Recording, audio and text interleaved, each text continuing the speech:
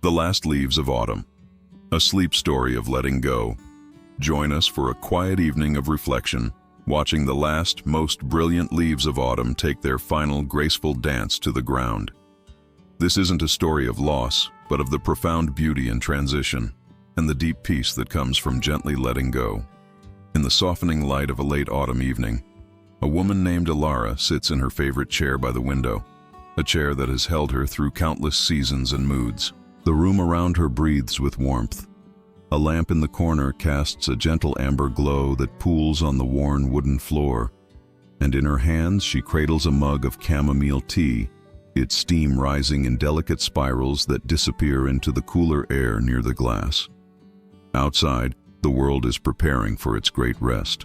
The sky, still holding the last traces of daylight, has begun its slow transformation from pale blue to something softer, warmer. It is that magical time photographers call the golden hour, when everything seems to hold its breath, when colors deepen and light becomes tangible, something you could almost reach out and touch. The quality of this light is unlike any other time of day. It is forgiving and kind, smoothing rough edges and illuminating hidden beauty. It slants through the branches of the oak tree just beyond Alara's window, creating patterns of amber and shadow that shift and dance across the wall behind her. The room itself seems to respond to this hour. The blanket draped across Alara's lap is thick and soft, woven from wool that still carries a faint scent of lanolin and countryside. Its weight is reassuring, grounding. She has wrapped herself in this same blanket through many autumns, and it has become less an object and more a companion, something that knows her shape, her habits, her need for comfort when the world outside grows colder. On the small table beside her chair sits a stack of books she has been meaning to read, their spines creating a small tower of postponed journeys to other worlds. But tonight she finds herself drawn instead to the world just outside her window, to the quiet drama unfolding in her garden as the season turns one more degree toward winter. There is a stillness in her that invites this kind of attention, a receptive state of mind that asks nothing of the moment but to be present within it. The window through which Alara gazes is old, its glass slightly wavy with age, giving everything she sees through it a dreamlike quality, as though she is looking at a watercolor painting rather than the actual garden. Perhaps this distortion is fitting, for there is something about this time of year that feels less like reality and more like a meditation, a long, slow consideration of what it means to complete something, to bring a cycle to its natural close. Through this window, Alara can see most of her garden. It is not a large space, perhaps 30 feet by 40, bordered by a low stone wall that time and weather have softened, its sharp edges now rounded, its mortar sprouting tiny ferns in the dampest corners. The garden has always been a place of observation for her rather than cultivation. She has never been one to impose her will too strongly on living things, preferring instead to watch what emerges when left mostly alone, to see which plants claim which territories, which partnerships form between flower and insect, which corners remain stubbornly wild, despite her occasional half-hearted attempts at order. And now, in this particular evening hour, in this particular week of late autumn, the garden is preparing itself for transformation. Most of the leaves that dress the trees and shrubs in abundant green throughout the long summer months have already fallen. They have already made their journey from branch to ground, where they now form a thick carpet of brown and russet, slowly beginning the work of breaking down, of returning to the soil from which the trees first drew their sustenance. This is the quiet alchemy of nature, the way endings fold back into beginnings, the way apparent death feeds future life. But not all the leaves have fallen.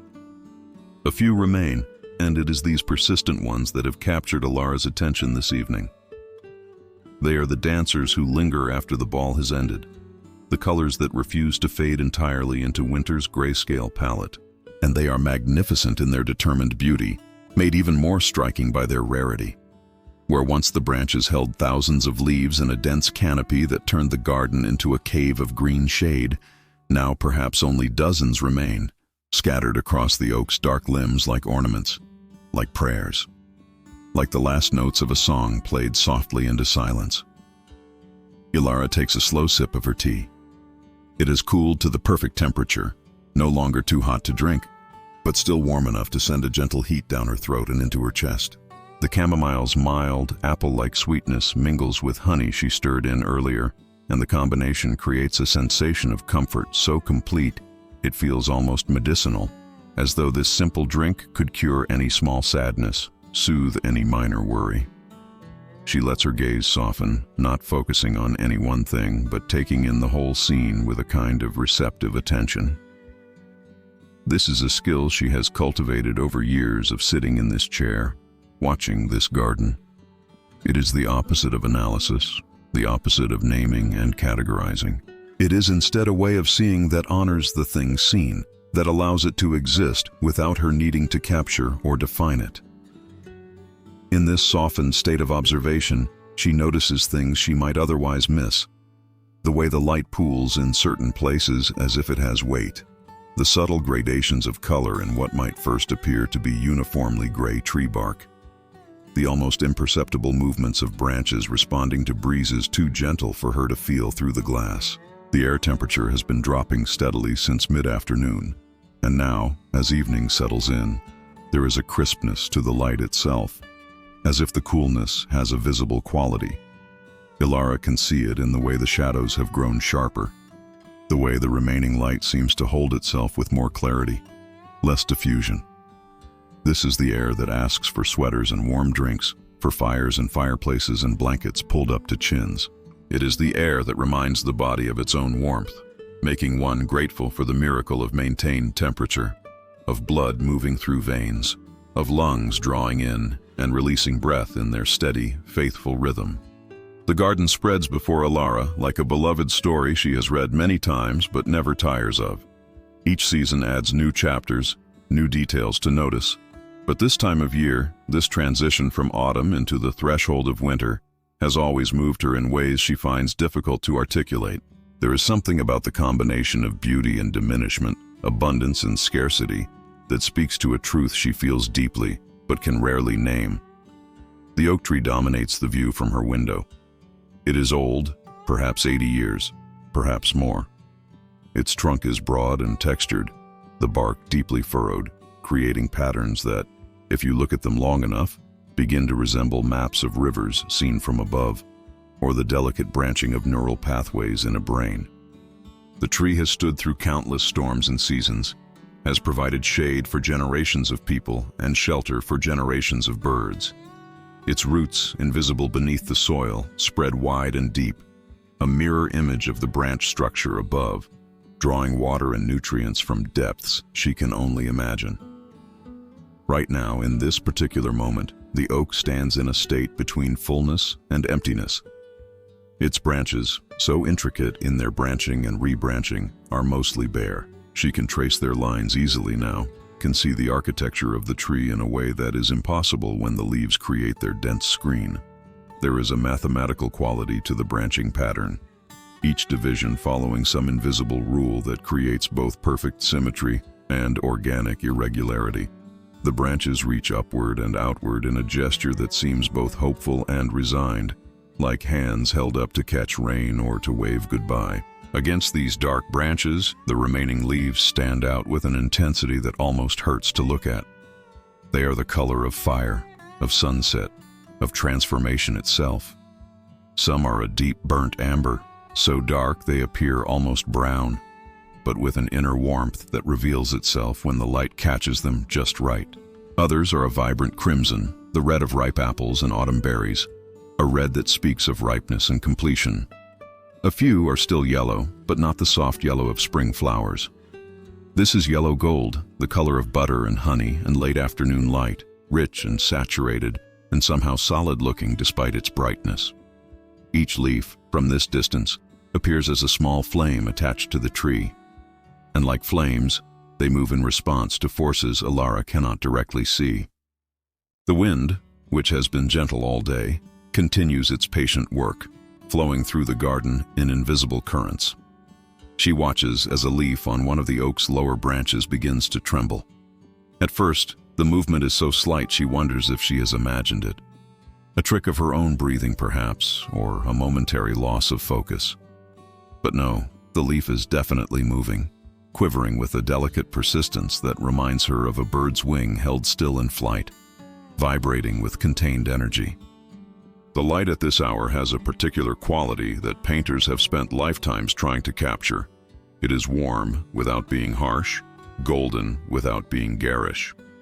The sun, now low on the horizon though still above it, sends its rays at a long, slanting angle, and these rays, traveling through more atmosphere than they would at noon, scatter and diffuse in ways that strip away the blue wavelengths and amplify the oranges, the golds, the soft peach tones that make everything they touch seem precious and temporary. This light is forgiving. It smooths wrinkles, softens harsh contrasts, makes rough textures appear velvet soft. In this light, the garden takes on an almost otherworldly quality, as if it exists not quite in the same dimension as the regular day, but has slipped slightly sideways into some gentler realm. The shadows, too, are different now. They are longer than they were even an hour ago, stretching across the garden floor like dark water spilling slowly from some unseen source. These shadows have soft edges, no harsh lines, and they fall across the accumulation of already fallen leaves with a tenderness that makes the whole scene look carefully arranged, though no human hand has touched it. The brown carpet of dead leaves catches the last light in places, in others holds the shadow, creating a tapestry of light and dark that shifts moment by moment as the sun continues its descent. Ilara notices how quiet the world has become. During the day, even late autumn days, there are sounds. Birds moving through whatever cover remains, looking for late-season berries or forgotten seeds. Squirrels busy with their endless preparations for winter, rustling through the fallen leaves, chattering their territorial disputes or warnings. Sometimes, distant traffic sounds float over from the road beyond the stone wall, or a neighbor's voice carries across the cold air. But now in this threshold, time between day and night, in this space between seasons, sound seems to have retreated, pulled back like an ocean tide, leaving behind a silence so complete it has its own presence, its own weight. In this silence, small sounds become significant. Ilara hears her own breathing, steady and slow, almost synchronizing with the gentle movements of the leaves outside. She hears the faint tick of the clock on the mantelpiece behind her, measuring out seconds that feel both infinitely long and impossibly brief. She hears, or thinks she hears, the soft settling sounds a house makes as temperatures drop, wood contracting, old nails finding new positions in their holes, the fabric of the building adjusting to the cooling night. And beneath all of this, or perhaps surrounding all of this, there is that quality of expectancy that autumn evenings carry. It is not an anxious expectation, not a waiting for something specific to happen. It is more like the space between breaths, the pause at the top of a swing before the descent begins. The garden seems to be listening to itself, paying attention to its own transformation. Aware in some way, Ilara cannot articulate that something significant is taking place, something both ending and beginning, something completing and renewing. The temperature inside the room remains comfortable, held steady by the warmth of the day, slowly releasing from the walls, from the floors, from all the objects that have absorbed hours of sunlight, and now give it back as gentle heat. But Ilara can sense the cold gathering outside, can feel it pressing against the glass, and she knows that in a few hours, after full dark has fallen, frost will begin to form on the grass, on the stone wall, on the few remaining leaves. The garden is moving toward crystalline stillness, toward the hard sleep of winter. But that is still hours away. Right now, in this moment, there is only this light, these colors, this particular arrangement of dark branch and bright leaf, against a sky that deepens toward violet at its eastern edge, while still holding gold and peach in the west. Right now, there is only this quiet, this warmth, this sense of being held by time, rather than rushing through it. Ilara feels her body settling more deeply into the chair, feels her shoulders dropping away from her ears, feels the small muscles around her eyes relaxing as her gaze remains soft and receptive. She is not thinking about tomorrow, about the list of things she needs to do or the problems she needs to solve. She is not reviewing yesterday, replaying conversations or regretting missed opportunities. She is in this moment simply here, present with the garden and the gathering dusk and the last leaves of autumn, holding on to their branches, holding on to their colors, holding on to the very last of what this season has offered them. Ilara's attention, drifting like the leaves she watches, settles on a single leaf that hangs from a branch at about the height of her window. This leaf, perhaps because of its proximity, or perhaps because of some quality uniquely its own, seems to glow with an inner light. It is primarily red, but not a simple red. Looking at it carefully, Ilara can see layers of color, a deep scarlet at its center, fading to orange at its edges with undertones of burgundy in the veins that trace across its surface like the lines on a palm. This leaf is not young. Months of wind and rain and sun have textured its surface, given it character. Its edges are slightly curled, dried to brittleness, and there are small tears where insects fed earlier in the season, leaving behind delicate lace patterns that add to rather than detract from its beauty. The leaf stem, where it attaches to the branch, appears thin, almost translucent in the angled light, and Ilara finds herself wondering at the strength required to maintain that connection, at the tension between holding on and letting go that must exist in that tiny point of attachment. She thinks about resilience, about what it means to persist. This leaf has weathered so much. It unfurled from a tight bud back in spring, when the world was still cool but warming, when birds were returning from southern migrations, when everything was green and promising. It spent the summer performing its quiet work, turning sunlight into sugar, feeding the tree that held it, participating in the ancient exchange of oxygen and carbon dioxide that makes life on this planet possible. It has been rained on, blown by wind, heated by sun, cooled by night air. It has been visited by insects, has perhaps provided shade for smaller creatures, has changed color as the chemistry within it responded to shortening days and cooling temperatures. And now, having done everything it was meant to do, having completed its purpose and given all it had to give, it still holds on. Not out of fear, Ilara senses, but simply because it is not quite time yet. There is a patience in this leaf, a willingness to be present for this final stage, to experience its own transformation fully before releasing its grip on the life it has known. As she watches, the leaf trembles again. The movement is delicate, a small vibration that runs from stem to tip, and in that tremor, Ilara sees the entire biography of the leaf compressed into a single moment. She sees its birth and growth and work and decline, all present simultaneously in this one object that will, perhaps tonight or tomorrow or the day after, let go and begin its final journey downward. There is something about this observation that moves her profoundly. She feels a tightness in her chest, not quite sadness, not quite joy, but some emotion that contains elements of both and transcends both. It is the feeling that comes when witnessing something true, something essential, something that speaks to the deepest patterns of existence. The leaf, in its persistence and its eventual surrender, is teaching something, offering something, speaking without words about the nature of life itself. Other leaves, scattered across the oak's many branches, catch her attention now.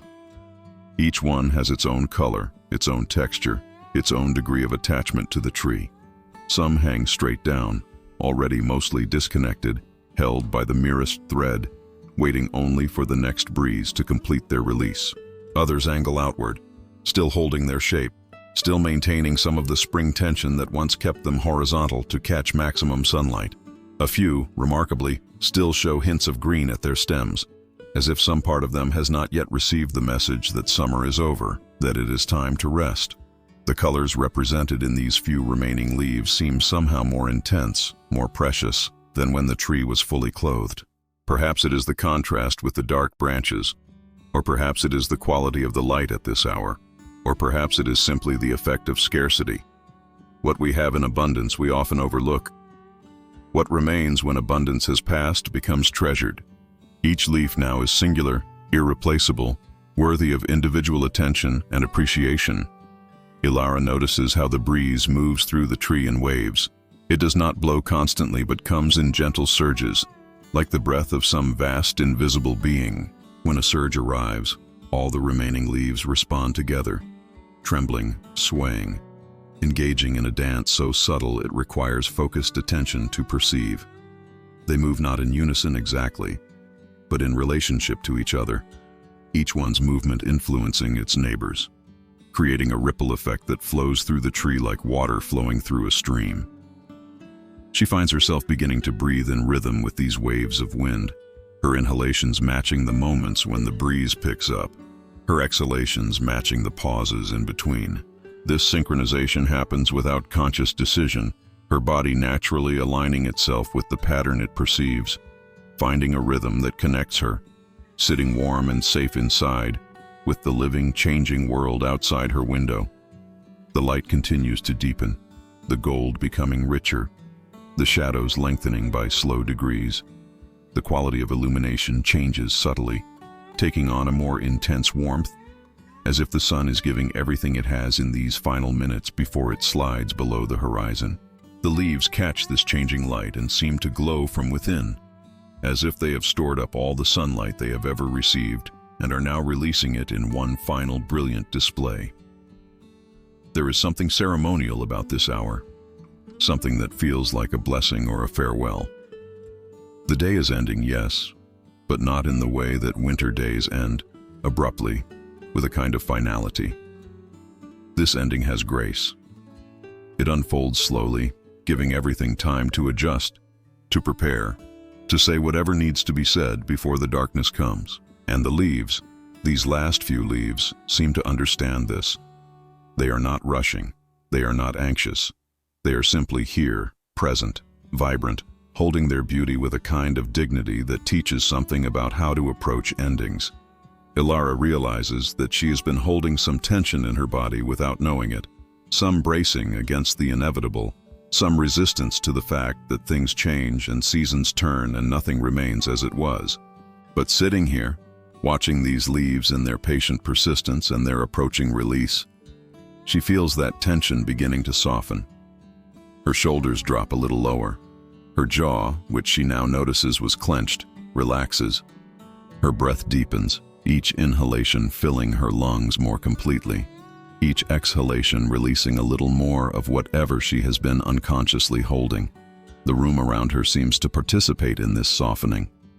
The light from the lamp becomes warmer, more enfolding. The weight of the blanket on her lap feels more comforting. The chair cradles her more completely. Even the temperature of the air seems to adjust to some perfect point between too warm and too cool, requiring nothing, allowing her to forget about her body and simply be. The moment, when it comes, is both sudden and somehow expected. A breeze, no stronger than the ones that have been moving through the garden for the past hour, flows through the oak tree. The branches respond with their familiar gentle sway. The leaves tremble, and then, with a grace so complete it seems choreographed, one leaf releases. It does not tear away. It does not struggle. There is no violence in this separation, no resistance. The connection simply ends, and the leaf, freed from its attachment, begins its descent. But descent is too simple a word for what happens. This is not falling. This is a dance.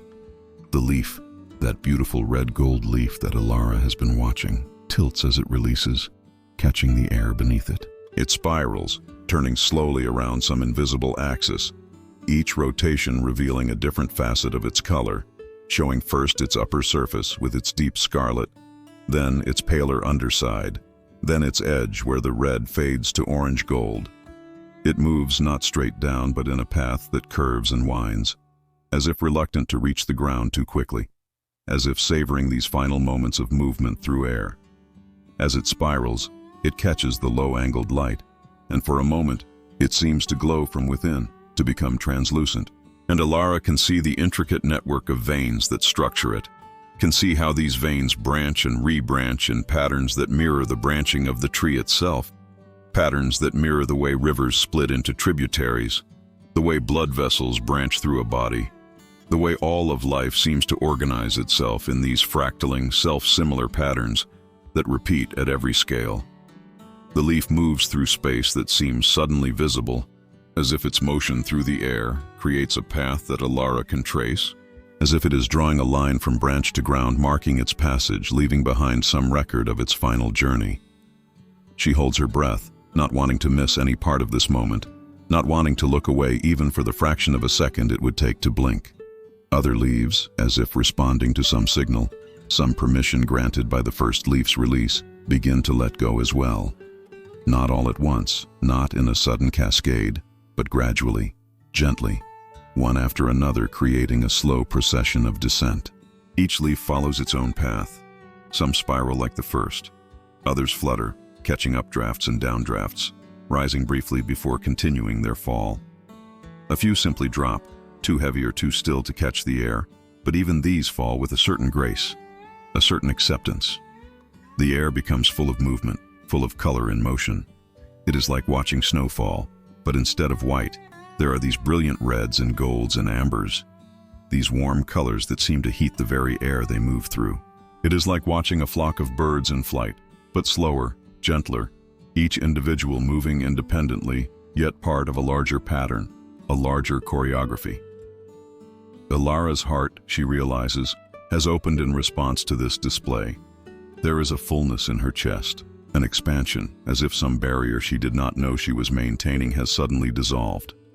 Her eyes sting with tears that do not quite fall, tears that are not sad exactly, but are the body's response to beauty, to witnessing something so perfect it bypasses thought and speaks directly to some deeper place. She watches as the first leaf, having completed its spiral descent, comes to rest on the ground. It lands on the thick carpet of leaves that have fallen before it settles into that soft bed of brown and rust, and is immediately camouflaged, becoming part of the larger pattern, no longer singular, but part of the collective. And yet, Ilara knows exactly where it is. She can still see its particular red-gold color, can still identify it among all the others, as if her attention has created a bond, a connection that persists even after the leaf has joined the multitude. More leaves land, each one finding its place in the growing accumulation. Some land flat, immediately merging with the layers beneath them. Others land at angles, propped against stones or the bases of plants, maintaining for a moment longer their individual shapes before time and weather will soften them, break them down, integrate them fully into the soil they now rest upon. The sound of leaves landing is almost inaudible, a whisper, a sigh, the softest of arrivals. But in the profound silence of the evening, Ilara hears, or imagines she hears, each small impact, each tiny contribution to the growing silence. It is like listening to snowfall, to time passing, to the earth turning on its axis. It is the sound of completion, of return, of something essential unfolding exactly as it should. She watches one leaf that is still descending, a particularly large one, golden yellow with brown edges. It catches an updraft halfway down and rises briefly, lifted by some invisible current of warmer air rising from the still warm ground. For a moment, it seems as if the leaf might return to the tree, might reattach itself and resume its place among those still clinging to the branches. But no, the updraft is brief, and after that moment of apparent ascension, the leaf continues its downward journey, spiraling again, moving with a kind of joyous acceptance toward its inevitable landing. There is no struggle in any of this. That is what strikes Ilara most powerfully. Each leaf releases when it is ready. Each leaf falls in its own way, following its own path. There is no resistance to the pull of gravity, no fighting against the inevitable. There is only this graceful yielding, this beautiful surrender to what is natural, what is right, what has always been the way of things. The wind continues its patient work, flowing through the branches, and with each gentle surge, another leaf or two or three lets go. The tree is becoming visibly barer, its structure more apparent, its bones more clearly revealed. But there is no sense of loss in this revelation. Instead, there is a kind of honesty, a willingness to stand in essential form, stripped of decoration, naked in the most dignified sense of that word. Ilara thinks about how much courage this requires. Not the releasing, perhaps, but the standing afterward, the bare branches reaching up toward a sky that will soon drop snow on them, that will coat them in ice, that will test their strength through the long, dark months of winter. The tree does not hide. It does not pretend to be something other than what it is in this season. It stands in its truth, in its current state, accepting what this moment requires, trusting that spring will come again, that warmth will return, that leaves will bud and unfurl, and the cycle will continue. As she watches, 3 leaves release simultaneously from the same branch, as if they have made some agreement, some pact to go together. They begin their descent as a small constellation, staying close to each other for the first few feet of fall, their paths intertwining, their edges almost touching. Then air currents separate them, send them in different directions, and they land in different places, several feet apart, no longer together but having shared that brief journey through the air. The beauty of this moment, of all these moments of release and descent, fills Ilara completely. She feels saturated with it, as if she could hold no more beauty without overflowing. The tears that have been gathering at the corners of her eyes finally spill over, track slowly down her cheeks, and she makes no move to wipe them away. They are part of this experience, part of her response to witnessing something so true, so pure, so perfectly itself, that it bypasses all her defenses, all her careful control, and speaks directly to her heart. The light continues to change, deepening toward that last intense glow that comes just before sunset. The remaining leaves, fewer now but still numbering in the dozens, seem to burn with this light, seem to contain fire within their forms. They are more beautiful than ever, precisely because there are fewer of them, precisely because their time is so limited, precisely because this glory is temporary and will soon pass into darkness and memory. Ilara understands, sitting in her chair with her cooling tea and her blanket and her tears, that she is being given a gift. This evening, this hour, this display of natural grace and beauty is a kind of teaching, a kind of meditation on letting go, on allowing things to complete themselves, on accepting the rhythms and cycles that move through all of life, human life included. The leaves are showing her something essential, something she needs to know, something she has perhaps always known but forgotten in the busyness and distraction of daily living. She watches as another leaf spirals down, as another lands softly on the growing pile, as another and another follow their predecessors into rest. The dance continues, unhurried, gentle, beautiful beyond words. The evening deepens around Ilara. The sky, which was soft peach and gold when she first sat down, has moved through its spectrum toward violet and deep blue. The quality of light has shifted again, becoming softer still, less directional, as if it now comes from everywhere and nowhere, as if the air itself holds luminescence. This is the twilight proper, the threshold time when day and night meet and merge, when neither dominates but both exist together in a temporary truce that bathes everything in a gentle, forgiving glow. The leaves continue their slow descent, though fewer now are leaving the tree. Perhaps most of those that were ready have already fallen. Perhaps the cooling temperature is causing the remaining ones to hold more tightly to their branches. Or perhaps they are simply following their own internal clocks, their own sense of timing, and will release when their moment comes, whether that is tonight or tomorrow or days from now.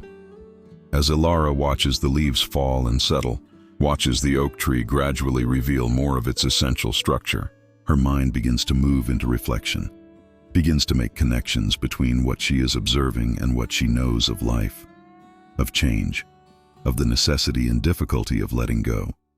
She thinks about the natural cycles that govern everything, from the tiniest organisms to the largest structures of the universe itself.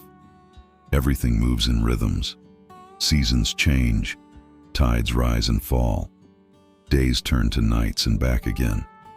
Birth leads to growth, leads to maturity, leads to decline, leads to death, leads to transformation, leads, eventually, to birth again. These are not sad patterns, she realizes. They are simply true patterns. They are the way energy moves through forms, the way life expresses itself across time. The tree knows this. The tree lives this knowledge in every cell, every branch, every root that reaches deep into the earth. When days shorten and temperatures drop, chemical signals travel through the tree's tissues, triggering changes in the leaves. The connection between leaf and branch begins to dissolve, cell by cell, until only the thinnest thread remains. And when that thread can no longer support the leaf's weight, when the next breeze or the next raindrop or simply the passage of time applies the final, gentlest pressure, the leaf releases. Not because it wants to die, but because this is what life requires of it in this moment. This is how the tree survives the winter, how it conserves energy, how it prepares for renewal when warmth returns. There is profound wisdom in this, Ilara thinks. The tree does not cling to what has completed its purpose. It does not expend precious energy trying to maintain what can no longer be sustained. It acknowledges the season it is in and responds appropriately, letting go of what summer required so that it can meet winter's demands. And in this letting go, the tree is not diminished. If anything, it reveals a different kind of beauty, a different kind of strength. The bare branches are honest. They show the tree's true architecture, the patterns that were hidden beneath the leaves' abundance. They demonstrate structure, resilience, the ability to stand stripped to essentials and still remain whole. She wonders how often humans resist this kind of wisdom. How often we try to hold summer through autumn, try to keep growing when it is time to rest, try to maintain connections that have naturally completed themselves simply because we fear the emptiness that might follow their release. She thinks about the many things she has held on to in her own life, long past the point when holding on served any purpose. Relationships that had run their course but which she tried to revive through sheer force of will. Projects that no longer interested her but which she continued out of obligation or pride. Ideas about who she should be that no longer fit who she actually was. Beliefs she had outgrown but continued to profess because change felt too frightening, too much like loss. The leaves do not have this problem. They do not agonize over letting go. They do not feel they are failing when they fall. They simply respond to the signals they receive, trust the process they are part of, and release when the time comes. There is no shame in their descent, no sense that they should have held on longer, been stronger, resisted more fiercely. There is only this graceful acceptance of what is, this willingness to complete one phase so that another can begin. Ilara realizes that much of her own suffering has come from this very resistance, this refusal to acknowledge when something in her life has reached its natural conclusion. She has fought against endings, tried to extend seasons beyond their span, held on when letting go would have brought relief and freedom. And why? Because letting go feels like failure, because endings are conflated with loss, because somewhere deep in her psyche, she learned that holding on equals strength and releasing equals weakness. But watching these leaves, she sees how false that equation is. The leaves are not weak. They have completed extraordinary work, have transformed light into life, have contributed to the tree's survival and growth. They have done everything they were meant to do. And now, when their work is finished, when their structure begins to break down, and they can no longer perform their function, they release. This is not weakness. This is wisdom. This is the tree's intelligence expressing itself. The deep knowledge of when to hold on and when to let go, when to grow and when to rest, when to fill space and when to empty it. She thinks about the concept of impermanence, a teaching that appears in various forms across many wisdom traditions. Everything changes. Nothing remains as it was. The only constant is transformation itself. This truth can feel threatening, can trigger anxiety and a desperate grasping at what is fleeting. But it can also bring profound peace if approached with the right understanding. If everything is impermanent, then difficult things will pass. Pain will change. Hard seasons will give way to easier ones. The situations that feel overwhelming today will transform, shift, eventually resolve or be replaced by different situations entirely. And equally, if everything is impermanent, then each moment becomes precious precisely because it is temporary. This particular configuration of light and leaf and evening air will never exist again in exactly this way. This exact combination of colors and shadows and temperature and silence is unique to this moment. Tomorrow the light will fall differently. More leaves will have fallen. The temperature will have changed. This moment is unrepeatable, singular, worthy of full attention precisely because it is passing even as she experiences it. There is a particular quality to the leaves that have already fallen, Ilara notices. They lie on the ground in layers, creating a thick carpet that rustles softly when the breeze moves across it. Some of these leaves fell weeks ago and have already begun the process of decomposition, their edges curling, their colors fading to brown, their substance breaking down as fungi and bacteria, and small invertebrates do their patient work of transformation. Others fell just today, just hours or minutes ago, and still hold much of their color and form, still look recognizably like leaves rather than leaf-shaped pieces of what will eventually become soil. This accumulation tells a story of time, of process, of the long journey from life to death to new life. The leaves that fell first now form the bottom layer, pressed flat by the weight of those that came after, already half integrated into the earth. The most recent arrivals rest on top, still individual, still distinct. And between these extremes are all the gradations, all the stages of transformation, creating a rich, complex substrate that will feed the tree in springs to come, that will nourish the soil and the worms and the roots and all the interconnected web of life that the garden contains. Nothing is wasted in this system, Ilara reflects. Every ending feeds a new beginning. What falls down returns to nourish what reaches up. The death of the leaves is not opposite to their life, but a continuation of it, a different phase of the same process.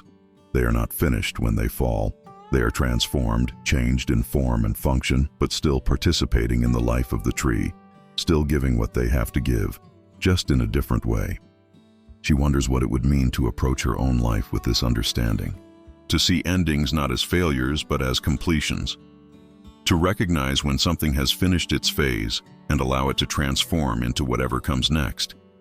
To trust that what she releases will, in some way she may not immediately understand, nourish her future, create conditions for new growth, feed parts of her life she cannot yet perceive. This is not about forcing endings or letting go of things prematurely. The leaves do not fall until they are ready, until the process that prepares them for release has run its course. There is timing involved, a ripeness, a readiness. But when that moment comes, there is no benefit in resistance. When the connection has dissolved to its final thread, holding on creates only strain, only suffering. Better to release with grace, to acknowledge what is true, to let the fall happen, and trust the ground will be there to receive what descends. A memory surfaces in Ilara's mind, unexpected but welcome. She remembers a time years ago when she ended a friendship that had become toxic, that was draining her energy and making her miserable, but which she felt obligated to maintain because of how long she and this other person had known each other. The ending was difficult. It involved hard conversations and hurt feelings, and a period of grief during which she questioned whether she had made the right choice. But after time had passed, after the initial pain had faded, she realized how much lighter she felt, how much energy she suddenly had available for other relationships, other pursuits, other ways of being in the world.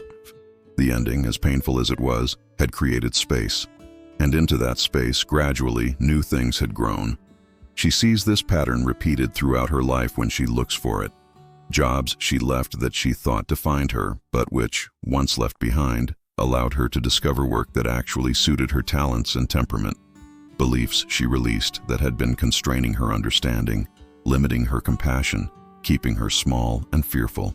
Habits she changed, patterns she broke, identities she shed like the tree sheds leaves, not all at once but gradually, naturally, as they ceased to serve her growth. And each time, there was a period of feeling bare, exposed, uncertain.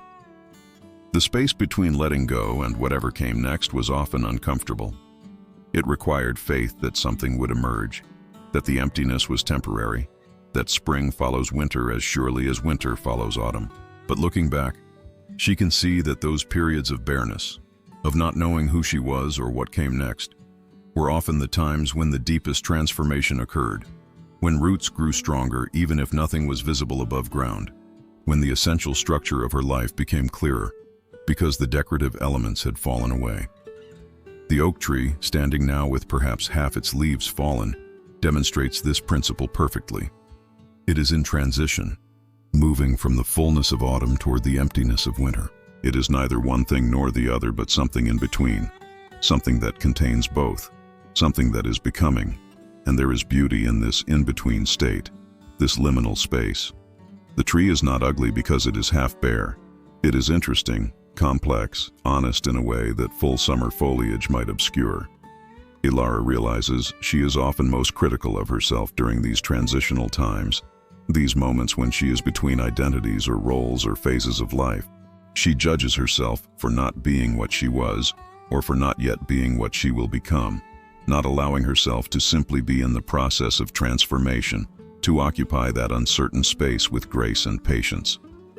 The tree does not apologize for being half bare.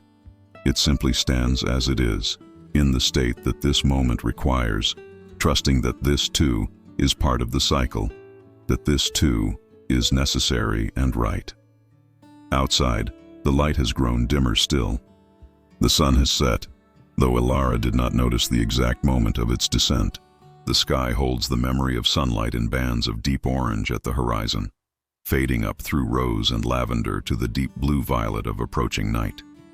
The first stars are beginning to appear, faint points of light in the eastern sky, and she knows that in another hour the heavens will be full of them, that whole constellations will wheel overhead in their ancient patterns, following rhythms even older than the rhythm of falling leaves. The garden has grown darker, the details harder to see. The leaves still falling are more felt than seen now, their movement registered more by the change in the pattern of shadows than by direct observation. But Ilara knows they are still descending, still completing their journeys, still adding themselves to the accumulated layers on the ground. The process continues whether she watches or not, whether light illuminates it or darkness conceals it. This too is teaching something. The important work of transformation does not require an audience. It happens in darkness as surely as in light, continues in the unseen hours, follows its course with or without witnesses. She feels a deep gratitude rising in her chest, a thankfulness for this evening, for this view, for the patience to sit and watch, for eyes that can see and a heart that can respond to beauty. She is grateful for the leaves and their teaching, for the tree and its wisdom, for the natural world and its constant demonstration of truths that humans so often forget or ignore. She is grateful too for this body that holds her, this breath that moves in and out without her having to remember to make it do so, this mind that can reflect and wonder and make meaning from the patterns it perceives. The room has grown darker as well, the lamp's light now more prominent against the dimming natural light from the window. The warm glow pools around her chair, creates a small sphere of illumination that feels protective, comforting, a bubble of warmth and safety from which she can observe the world's turning without being overwhelmed by it.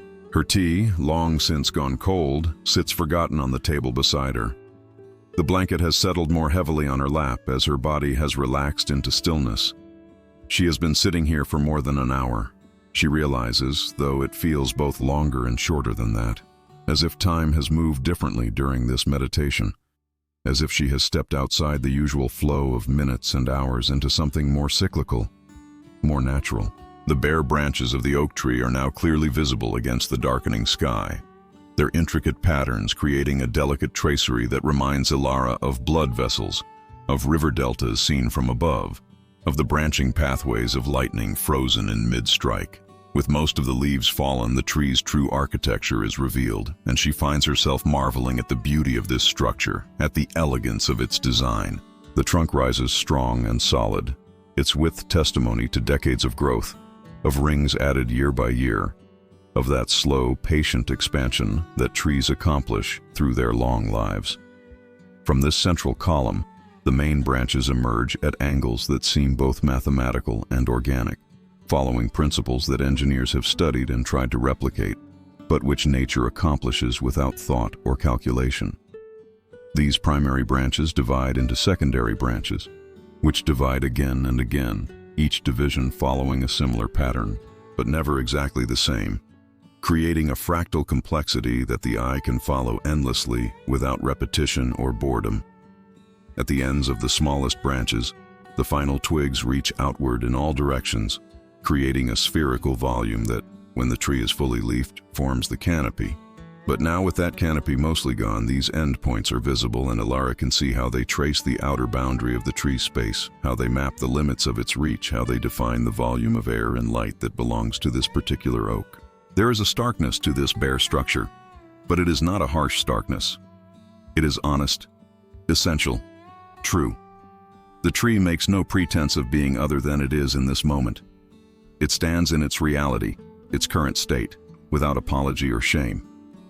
And there is great dignity in this. The tree does not need leaves to be beautiful, does not need the decoration of autumn color or the abundance of summer green to be worthy of attention and appreciation. It is beautiful in its bones, in its essential form, in the pure expression of structure that the bare branches reveal. Ilara thinks about vulnerability, about exposure, about what it means to stand revealed. There is a common fear of being seen as we truly are, of having the decorative layers stripped away, of being reduced to essentials. We dress ourselves in roles and accomplishments, in how we want others to perceive us, in carefully crafted presentations of self. And underneath all of that, we fear, is something inadequate, something that will be judged and found wanting, something that is not enough. But the tree suggests a different truth. Stripped to its essential structure, it is not less than it was in summer. It is simply itself, clearly visible, honestly presented. And there is strength in this honesty, power in this willingness to stand bare. The tree's structure, now fully visible, shows how strong it actually is, how well designed, how capable of bearing the weight of ice and snow that winter will bring. The bare branches reveal rather than conceal the tree's integrity, its soundness, its fundamental rightness. What if we could approach our own vulnerability this way? Ilara wonders. What if being seen clearly, being known truly, was not something to fear, but something to offer freely, even gratefully? What if the things we try to hide are actually not shameful, but simply human, simply part of what it means to be alive, to be imperfect, to be in process? What if our essential structure, like the trees, is actually sound, actually beautiful, actually enough just as it is? She thinks about winter and what it requires of the tree. These coming months will be hard in their way. Cold will penetrate deep into the wood. Ice will form on the branches, adding weight that must be borne. Wind will blow, testing every joint, every connection, every fusion point where branch meets trunk. Snow will accumulate, creating loads that must be supported without the leaves' help in distributing wind resistance. The tree will face these challenges with no cushion, no buffer, no softness to absorb impacts. It will stand bare and exposed through the darkest, coldest months of the year. And yet the tree prepares for this not by trying to hold on to what served it in summer, but by letting those things go. It enters winter stripped down, simplified, focused entirely on survival and rest. It does not try to grow during these months. It does not try to produce. It simply endures, simply waits, simply rests at the deepest level, conserving every bit of energy for the renewal that will come when warmth returns. There is wisdom here about what different seasons require of us. Not every time is a time for growth and production. Not every season asks us to be full and abundant and generative. Sometimes what is required is simply to endure. Sometimes the work is to rest, to wait, to conserve energy, to stand in our essential form and let time pass without trying to force anything, without trying to make something happen that is not meant to happen in this particular season. Ilara recognizes this pattern in her own life. There have been winter periods, times when nothing seemed to be growing, when every effort felt hard, when the best she could do was simply to continue to stand firm, to wait for change, without knowing when it would come. And during those times, she often felt she was failing, felt she should be doing more, being more, producing more. But looking back, she can see that those winter times were often necessary pauses, essential periods of rest and consolidation, times when invisible work was happening below the surface, even though nothing showed above ground. The tree's willingness to be bare, to stand in winter's cold without protection, speaks to a kind of faith. Faith that spring will come. Faith that the cold will not last forever. Faith that what seems like death is actually a form of deep rest, a dormancy that allows for future flourishing. The tree does not know in any conscious way that warmth will return. It simply follows its nature, responds to the signals it receives, and in that following, in that response, demonstrates a trust in the process that moves through all living things. Outside the window, the last light is fading from the sky. The stars are becoming more prominent, No longer faint suggestions, but clear points of light scattered across the darkening vault of heaven. The moon, a few days past full, is rising in the east. Its light silver rather than gold, cool rather than warm, creating a different kind of illumination that will, in an hour or so, cast shadows of its own, will make the garden visible again in a transformed way, will show the fallen leaves and bare branches in shades of gray and silver and deep blue shadow. The leaves still clinging to the tree are now barely visible, dark shapes against a dark sky, their colors hidden by the absence of light. But Ilara knows they are there. She can sense their presence, can feel their persistent attachment even though she cannot see them clearly. And she knows that tomorrow, when the sun rises and light returns, she will be able to count how many remain, will be able to see which ones fell during the night, which held on through these dark hours to greet another dawn. There is something deeply peaceful about this bare state, this simplified existence. The tree, stripped of most of its leaves, has arrived at a kind of essential truth. It stands as what it is at the core: trunk, branch, twig, root. No embellishment, no decoration, just the fundamental structure, the bones of the being, honest and exposed and somehow more beautiful for that honesty. Ilara feels her own body settling more deeply still into the chair, feels her breathing slow and deepen, feels a heaviness in her limbs that speaks of profound relaxation, of tensions held for so long they have become background noise finally releasing, finally letting go.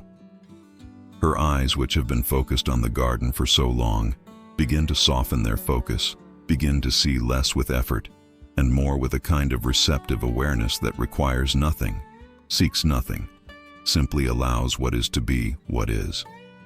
She understands now, in a way that goes deeper than words, what the leaves have been teaching her all evening. Letting go is not loss. It is transformation. It is the natural movement of life through its cycles. It is what allows for rest, for renewal, for the space in which new things can emerge. The tree lets go of its leaves, not because it is weak, but because it is wise, because it knows that holding on past the point of usefulness serves nothing, helps nothing, only drains energy that will be needed for other purposes. And in letting go, the tree does not become less. It becomes more clearly itself. Its true nature is revealed. Its strength is demonstrated. Its readiness for what comes next is proven. This is the gift of winter, of bareness, of the willingness to stand stripped to essentials. It is the gift of clarity, of truth, of meeting life as it is rather than as we wish it were. The tree does not wish for summer while standing in autumn. It does not long for leaves while preparing for winter.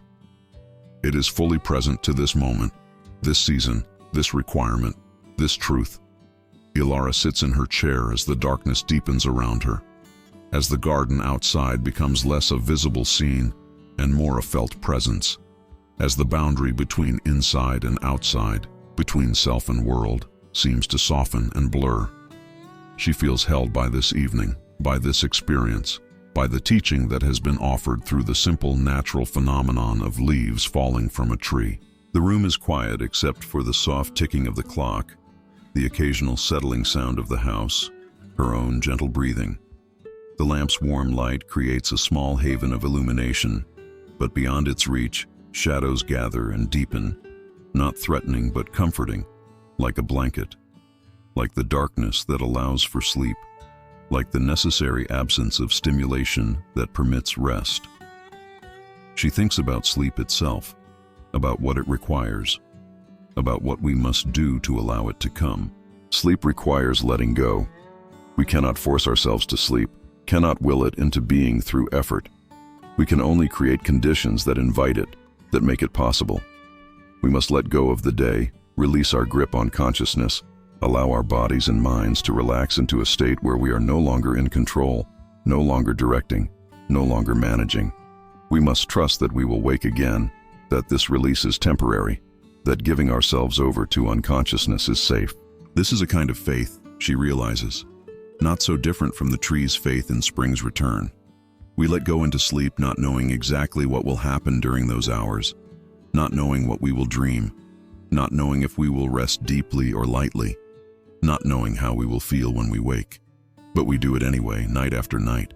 because our bodies require this surrender, because rest is as necessary to life as activity, because we cannot be awake all the time, cannot hold on all the time, cannot maintain consciousness and control without interruption. The leaves, falling into their rest on the ground, have let go of their attachment to the tree, have surrendered their position, have accepted the pull of gravity and earth. They now lie still, beginning their slow transformation into soil, giving themselves over to processes they do not direct or control. There is a kind of sleep in this, a deep dormancy from which they will not wake as leaves, but from which their substance will rise again in different forms, in new leaves, in flowers, in the sap that runs through the tree's veins when warmth returns. Nothing is truly lost. Everything transforms. Energy changes form but persists. This is the teaching of physics, of ecology, of every wisdom tradition that has looked deeply at the nature of existence. We fear endings because we experience them as loss, as subtraction, as something being taken from us. But endings are not subtractions. They are transitions. What ends in one form continues in another. What falls down feeds what rises up.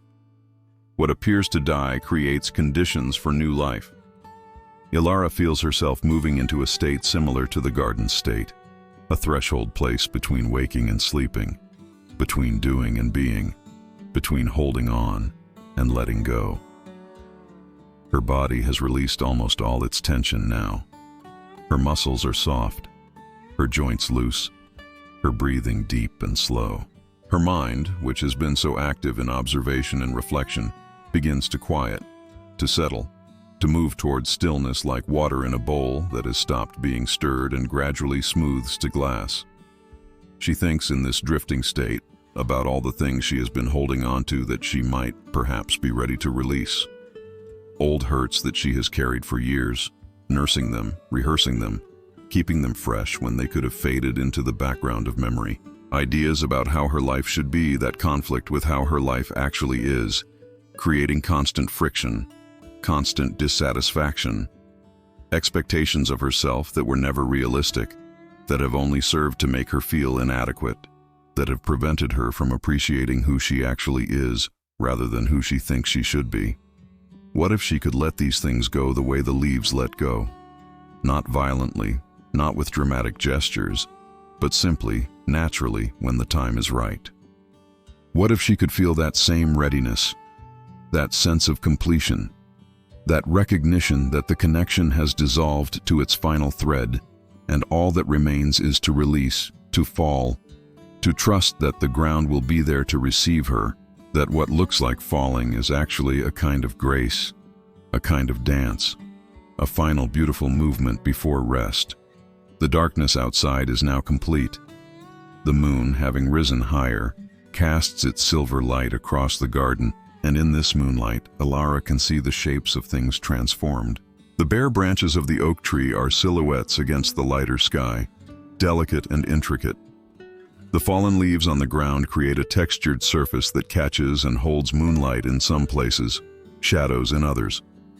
The world has become simplified, reduced to essential forms and relationships, and in this simplification, there is a clarity that daylight sometimes obscures with its detail and color. She watches, or perhaps she imagines, another leaf falling. In the moonlight, it is colorless, just a shape moving through space, following the same spiral path, the same graceful descent, the same inevitable journey to the ground. It lands silently, adding itself to all the others, becoming part of the accumulated rest of the season. And with this final fall that she witnesses, or dreams, or remembers, she feels something release inside herself, some small tension she did not know she was holding, some small resistance she has been maintaining without conscious awareness. The release feels like an exhalation, like a sigh, like the moment when you put down a heavy weight you have been carrying and only then realize how heavy it actually was, how much effort you were expending to hold it, how good it feels to set it down. Her whole body seems to settle, to sink more deeply into the chair, into the blanket, into the moment. Her eyelids, which have been growing heavier, finally close, and behind them, she sees the garden still, sees the leaves still falling, sees the tree standing bare and beautiful against the night sky. She is not quite asleep yet, but she is at the threshold, standing at the edge of that country, where consciousness dissolves into dreams, where the self that does and plans and worries gives way to the self that simply is, that exists without effort, that floats on currents it does not direct. She is in the place where the leaves are, between holding on and letting go, between what was and what will be, suspended in the moment of transition that is both ending and beginning, both loss and transformation, both death and the seed of new life. The oak tree, she thinks in this drifting state, is not sad about its fallen leaves. It does not mourn them or wish to call them back. It stands in its current truth, its current season, accepting what is, preparing for what comes next, trusting the cycle that has repeated countless times before and will repeat countless times again. The tree knows something that humans often forget, that every season has its purpose, its gift, its necessary work. Summer is for abundance and growth. Autumn is for completion and harvest. Winter is for rest and restoration. And spring, always spring, returns with renewal, with fresh growth, with the miracle of life reasserting itself after the long sleep. Ilara feels herself becoming like the tree, standing in her own truth, accepting her own season, letting go of what needs to be released, preparing for rest. The leaves have shown her how. The evening has taught her. The darkness has created space for this understanding. And now, in this space, in this darkness, in this profound quiet, she can finally, fully, gently let go. Her breathing is now so slow and deep that each inhalation takes several seconds, filling her lungs completely, and each exhalation takes even longer, releasing everything, emptying herself, creating space for the next breath to fill. Her heartbeat has slowed to its resting rhythm, strong and steady, reliable as the tide, as the turn of seasons, as the Earth's rotation on its axis.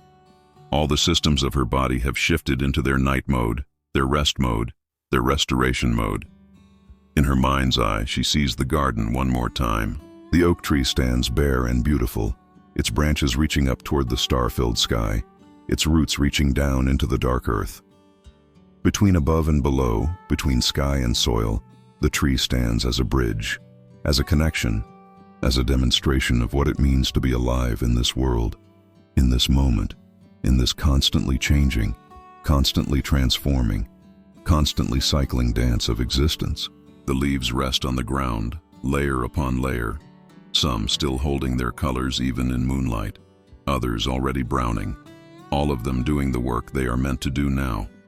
The work of decomposition, of transformation, of feeding the soil that will feed the tree that will produce new leaves when spring returns. Nothing is wasted, nothing is lost. Everything continues, just in different forms. And Ilara, sitting in her chair with her cold tea and her warm blanket and her gentle lamp and her quiet room, continues too. She is like the tree, like the leaves, like all of nature. She is part of this cycle, this rhythm, this great turning. She has her seasons, her times of abundance, and her times of bareness, her times of growth, and her times of rest. And right now, in this moment, this evening, this threshold between day and night, she is in her autumn, in her time of letting go, in her preparation for winter's deep rest. She does not resist this. She does not fight against it. She allows it, welcomes it, surrenders to it. She lets the leaves fall inside herself, lets the tensions release, lets the old patterns and hurts and expectations and requirements drift down, like leaves settling into rest, beginning their transformation into something new that will feed her future growth when warmth returns. The peace that fills her now is not empty. It is full, complete, rich with acceptance and understanding and gratitude. She is grateful for this day that is ending. She is grateful for this body that holds her. She is grateful for this mind that can reflect and wonder. She is grateful for this world with its trees and leaves and seasons and cycles, its constant teaching, its patient demonstration of truths that, when received with an open heart, can transform how we understand our own lives, our own challenges, our own necessary letting go. The last thought that passes through her mind before sleep finally claims her is a simple one, a recognition that feels both profound and obvious. The leaves know how to fall, the tree knows how to stand bare, winter knows how to rest, and spring knows how to return. These are not miracles. They are simply the way things are, the natural order, the pattern that repeats at every scale from the smallest to the largest, from a single leaf to entire forests, from one person's life to the life of species and ecosystems and the planet itself. And if these patterns can be trusted at every other scale, surely they can be trusted at the scale of her own life. Surely her own seasons will cycle as reliably as the Earth's seasons. Surely her own winter will give way to spring. Surely what she releases now will return to nourish her in ways she cannot yet perceive.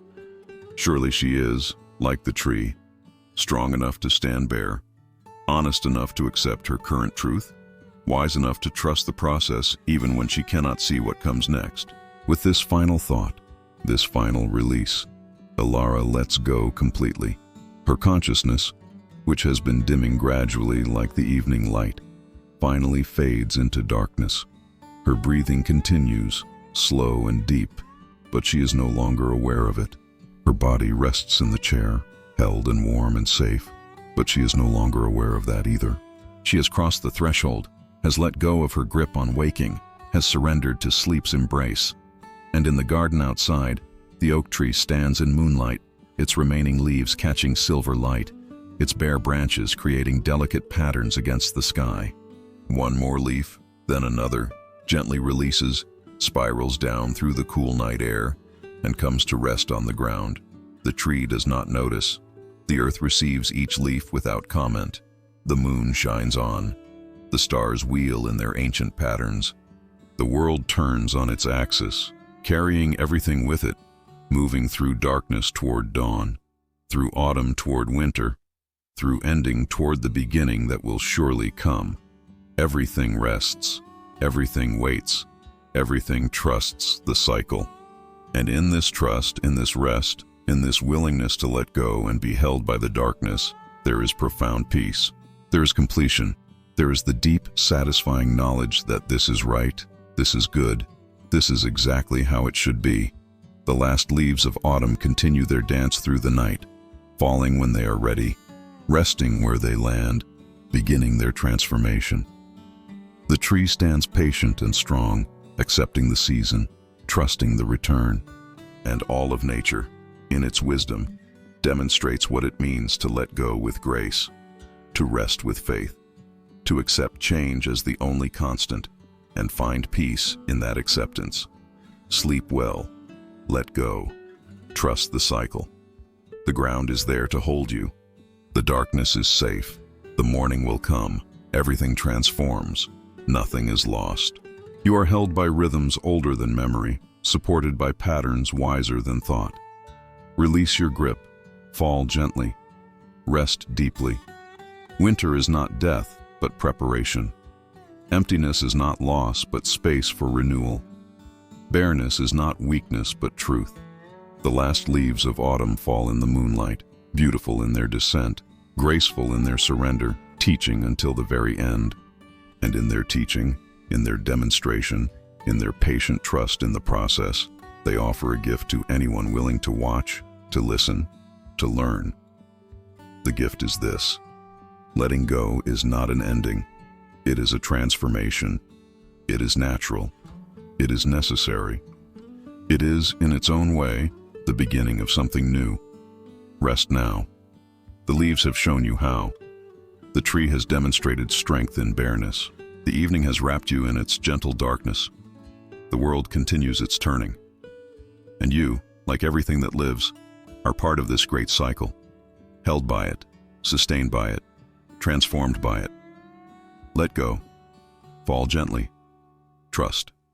Rest. Sleep. If this story resonated with you, if it brought you peace in this quiet hour, please consider showing your support with a like, and subscribe to Deep Sleep Stories Hub for more quiet nights and restful journeys.